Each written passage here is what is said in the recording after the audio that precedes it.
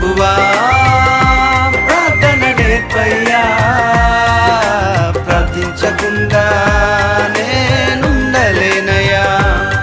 నీ పాదాలు తడపకుండా నా పయనం సాగదయా, నీ పాదాలు తడపకుండా నా పయనం సాగదయా.